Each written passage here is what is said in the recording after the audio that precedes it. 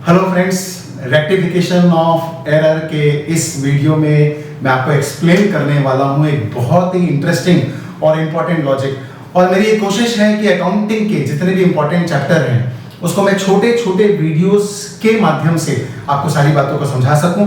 आप rectification of error chapter को पूरी तरीके से समझने के लिए मेरे दूसरे वीडियो भी जो बनाए गए अलग अलग कंसेप्ट को एक्सप्लेन करने के लिए वो भी देखिएगा, तभी आपको सारी बातें एक साथ समझ में भी आएगी और पूरे क्वेश्चन को आप सॉल्व भी कर पाएंगे। और मेरी कोशिश है कि अकाउंटिंग के हर चैप्टर के बारे में आपको बहुत ही यूनिक, बहुत ही इंटरेस्टिंग और अनफॉरगेटेबल लॉजिक आपको मैं दे सकूं।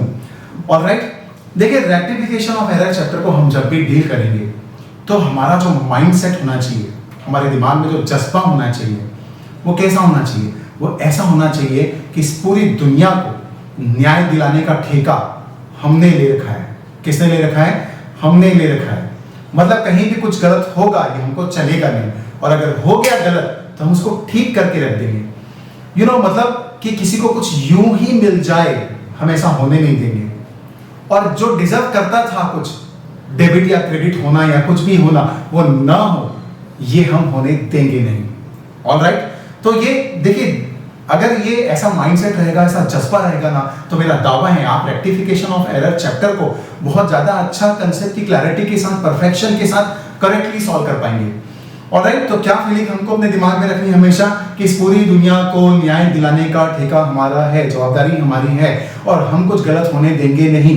यूं ही किसी को डेबिट नहीं होने देंगे, यूं ही किसी को क्रेडिट नहीं होने देंगे, और जिसको होना चाहिए डेबिट और क्रेडिट उसको तो हम करके रहेंगे। बस इतनी सी बात अगर आपने फॉलो कर ली तो आपको रेक्टिफिकेशन दिल की गहराइयों से समझ में आना शुरू हो जाएगा। एक एग्जांपल देखिए, amount receive from Sunil was wrongly credited to Anil account. मान लीजिए सुनील से कुछ पैसा हमको मिला और हमने अनिल के अकाउंट में क्रेडिट कर दिया। अब देखिए दो मिस्टेक हो गई। सबसे पहला पैसा दिया किसने था? सुनील ने दिया था। अगर सुनील ने दिया था तो सुनील के अकाउंट को हमको क्रेडिट करना चाहिए था, क्योंकि वो गिवर है, राइट, और वो डिजर्व करता है क्रेडिट होना। लेकिन हमने उसको नहीं किया, और हमने किसको क्रेडिट कर दिया? हमने गलती से क्रेडिट कर दिया अनिल को। अब दो लोगों को ठीक करना है, क्योंकि जवाबदारी किसकी है? हमारी है न्याय दिलवाने की। तो सुनील जो डिजर्व करता था क्रेडिट होना, अगर वो नहीं हुआ तो हम उसको न्याय दिलवा करके रहेंगे। इसका मतलब क्या? इसका मतलब ये कि हम उसको क्रेडिट करके रहेंगे, तो चाहे दुनिया में कुछ भी हो जाए। तो सुनील के अकाउंट को क्या करना पड़ेगा? क्रेडिट। आप सोचिए अनिल के बारे में, बुलाइए अनिल को, ये अनिल इधर आ। अनिल क्या हो गया? जबरदस्ती क्रेडिट हो गया, उसका कोई लेना ना देना इस ट्रांजैक्शन से, वो जबरदस्ती क्रेडिट हो गया। कैसे बर्दाश्त करें हम इस बात को? उसको हमको ठीक करना पड़ेगा। जो जबरदस्ती क्रेडिट हो जाए उसको ठीक करने के लिए अकाउंटिंग में हम क्या करते हैं? रिवर्सल, डेबिट करते हैं, अपोजिट करते हैं। तो हमारी रेक्टिफिकेशन एंट्री ये बनेगी, अनिल को हम करेंगे डेबिट, अनिल अकाउंट डेबिट, और टू सुनील। तो देखिए, जब ऐसा माइंडसेट रखेंगे, ऐसा लॉजिक ध्यान में रखेंगे, बहुत यूनिक है, बहुत इंटरेस्टिंग लॉजिक है, और आपको बहुत मददगार होगा इस चैप्टर को बेहतर तरीके से डील करने में। ऑलराइट, तो ये चैप्टर आपके लिए बहुत ईजी हो जाएगा। देखिए, इस वीडियो में मैं आपको एक और लॉजिक भी एक्सप्लेन करने वाला हूं, क्योंकि हम जब रेक्टिफिकेशन ऑफ एरर चैप्टर के एडजस्टमेंट को सॉल्व करते हैं तो हमको ये भी समझना जरूरी होता है कि कौन सी एरर सिंगल साइडेड है, वन साइडेड है, और कौन सी एरर टू साइडेड या डबल साइडेड है, क्योंकि उसके हिसाब से रेक्टिफिकेशन एंट्री बनेगी। अगर एक ही अकाउंट गलत हुआ है, सिंगल साइड ही गलत हुआ है, तो एक अकाउंट को रेक्टिफाई करना है। अगर दो अकाउंट गलत हो गए तो फिर दो अकाउंट को रेक्टिफाई करना पड़ेगा। तो हमको ये समझना तो पड़ेगा कि अकाउंट में कितने अकाउंट में मिस्टेक हुई है, सिंगल साइडेड या डबल साइडेड। ऑलराइट, कैसे समझे? देखिए, इसके लिए आपको एक मंत्र याद रखना है। कौन सा मंत्र है वो मंत्र है ऑल इज वेल। आपने सुना होगा 3 इडियट मूवी में आपके सुपरस्टार आमिर खान की मूवी थी वो, और उसमें ये वर्ड यूज किया गया था all is well, means rest is fine. इसका मतलब ये होता है कि जब एडजस्टमेंट हमको ये कहे कि कुछ करते करते ये पर्टिकुलर अकाउंट ही गलत हुआ है, तो हमको ये समझना है कि वो पर्टिकुलर अकाउंट ही गलत हुआ है, बाकी सारे अकाउंट करेक्ट हैं, राइट। फॉर एग्जाम्पल, आप ऐसे समझिए उसको एग्जाम्पल से कि मान लीजिए 4 लोग आ रहे थे, किसी गाड़ी में एक्सीडेंट हो गया और एक को चोट आई, तो मैं आपसे पूछता हूं कि बाकी 3 का क्या हुआ होगा? तो बट ऑब्वियस ही बात है, बाकी 3 सही होंगे, करेक्ट होंगे, अच्छे होंगे, क्योंकि बताने वाले ने क्या कहा कि एक को चोट आई। इसका मतलब क्या समझना चाहिए हमको कि एक को ही चोट आई है, बाकी लोगों को चोट नहीं आई। अगर आई होती तो उसने ऐसा नहीं कहा होता। ऑलराइट, हम ये नहीं समझ सकते कि एक को चोट आई इसका मतलब बाकी को भी तो चोट आई होगी ना, ऐसा नहीं सोच सकते हम, क्योंकि हमको क्या सोचना है, all is well, rest is fine. ये लॉजिक हमको अप्लाई करना है रेक्टिफिकेशन में भी। जब क्वेश्चन ये बोलेगा कि ऐसे ट्रांजैक्शन में ये वाला अकाउंट गलत हो गया, स्पेसिफिकली नाम लिख के बोलेगा अकाउंट गलत हो गया, तो बस हमको इतना ही समझना है कि वही अकाउंट गलत हो गया, मतलब वो सिंगल साइडेड है।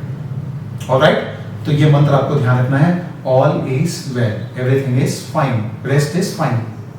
ओके, नाउ दूसरी बात देखिए, दूसरी बात ये है कि जब हम किसी ट्रांजैक्शन को बुक्स में लिखते हैं, क्योंकि देखिए जब भी कोई ट्रांजैक्शन होता है अकाउंटिंग में तो सबसे पहले स्टार्टिंग में उसको बुक्स में लिखते हैं, चाहे वो कैश बुक हो, परचेज बुक हो, सेल्स बुक हो, या परचेज रिटर्न बुक हो, या सेल्स रिटर्न बुक हो। अब देखिए अगर हमने शुरुआत में वहीं पर लिखने में गलती कर दी तो फिर वो जो मिस्टेक है वो डबल साइडेड हो जाएगी। क्यों डबल साइडेड हो जाएगी, टू साइडेड हो जाएगी? क्योंकि स्टार्टिंग में गड़बड़ करने से बाद भी हो जाता है गड़बड़। अगर आपने गलती कर दी शुरुआत में तो आगे भी हो जाएगी गलतियां। ये लॉजिक आपको ध्यान में रखना है, क्योंकि अगर आपने बुक्स में गलत लिखा तो बुक्स से ही तो एंट्री दो जगह जाती है, तो अगर बुक्स में ही गलत लिखा गया तो वो दोनों जगह एंट्री जहां जहां जाएगी वो भी रॉन्ग चली गई होगी।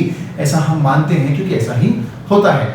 तो आपको दूसरा मंत्र जो याद रखना है वो याद रखना है कि शुरुआत में गलती कर दी तो बाद में भी हो जाती है गड़बड़ी। मैं आपको एग्जांपल से समझाता हूँ, बहुत इंटरेस्टिंग एग्जांपल है। आपने देखा होगा जो कृष्ण भगवान का हैप्पी बर्थडे आता है जन्माष्टमी, आपने देखा होगा अपने अपने मोहल्ले में कि वो जो दही लूट वाला कार्यक्रम होता है, मटका फोड़ वाला कार्यक्रम जो होता है, उसे एक पूरा लोगों का ग्रुप आता है और वो ऊंचाई पे रखे हुए मटके को फोड़ने की कोशिश करता है।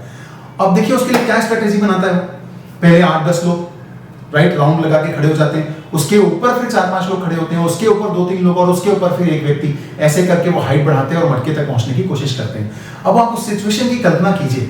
अब मैं आपसे 2 सवाल पूछता हूं, अगर जो नीचे वाले 7-8 लोग हैं उनका बैलेंस गड़बड़ा गया, गिर गए, तो ऊपर वाला भी गिरेगा कि नहीं गिरेगा? ऑफ कोर्स गिरेगा, क्योंकि शुरुआत में हो गई गड़बड़ तो बाद में भी क्या हो जाएगा, वहां भी हो जाएगी गड़बड़। शुरुआत वाले गिरेंगे तो ऊपर वाले भी गिरेंगे। ऑलराइट, ये कंफर्म है? हाँ, अगर मैं आपसे दूसरा सवाल ये पूछूं कि जो व्यक्ति सबसे ऊपर में था सिंगल, वो गिर गया, तो क्या ये जरूरी है कि नीचे वाले भी सबके सब गिर जाएंगे? बिल्कुल नहीं, क्योंकि बाद में अगर हो जाए गड़बड़ तो जरूरी नहीं है कि शुरू में भी हो जाएगी गड़बड़। तो ये सेकंड रूल आप ध्यान रखिएगा, बहुत कॉमन सेंस की बात है, प्रैक्टिकल लाइफ का रूल है। शुरुआत में होने से गलती, बाद में भी हो जाती है गलती।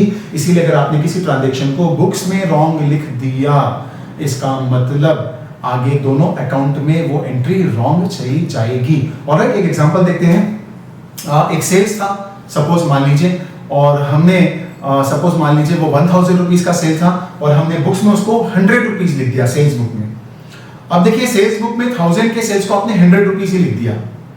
अब क्या होगा, बुक में लिखने में गलती कर दी, वहीं से वो एंट्री जाती है सेल्स अकाउंट में, तो सेल्स अकाउंट भी रॉन्ग हो गया क्योंकि वहां पे 100 ही चला गया। और वहीं से वो एंट्री जाती है कस्टमर के अकाउंट में, तो वहां भी 100 चला गया, तो दोनों जगह रॉन्ग चले गए।